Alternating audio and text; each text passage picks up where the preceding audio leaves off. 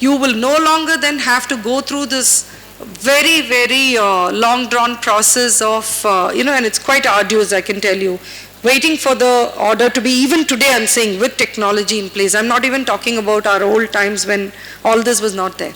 You have to wait for the order to be uploaded. You have to ask for an authenticated copy first and then a certified copy. You have to then physically send the copy to the trial court, have them pass this order for release, and then a copy is sent to the prison or the jail where the accused is, detained.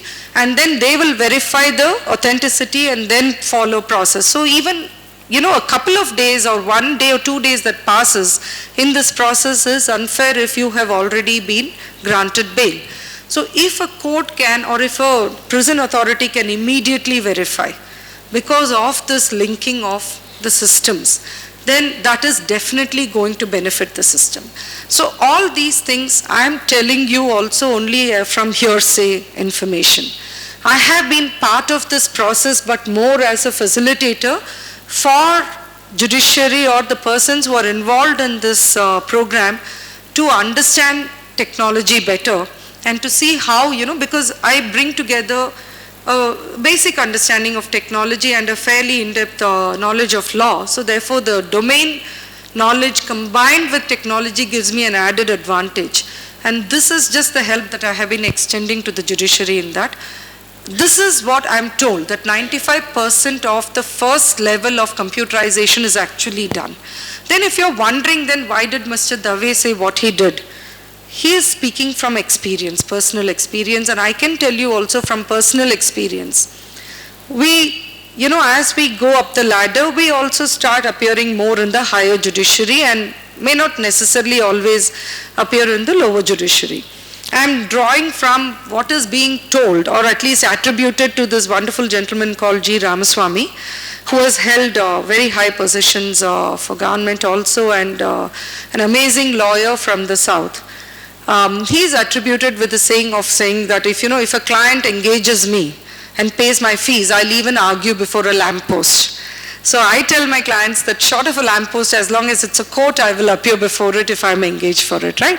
So we appear before every possible court. And I can tell you this very intriguing instance where I had gone to this court in Vikhroli in Mumbai. And the best way to find a place is if you use an auto. If you take a car, you can never find these places. So I was trying to use a local auto to find the place. And that guy kept telling me, no, this is where the court is. And these were the days before Google Maps, okay? Or smartphones or alternate methods of finding the place. There was a shopping complex there, a very rundown, not your mall kind, okay? One of those old traditional shopping complexes. So he dropped me at this entrance and said, no, this is where the court is. And then I said, no, there is nothing here which looks like a court. So he took me around, asked somebody there, took me around and dropped me on the other side of the shopping complex. I said, Bhaiya, this is the same building, And then I find out on top of the shopping complex is the court. And like Mr. Dave said, there is no way I would have believed that a court could exist in that complex. So we have seen that, but things are improving. I do not believe in the process that we think that just because there is deprivation at the lower level, first figure out the deprivation, then we'll worry about the higher judiciary.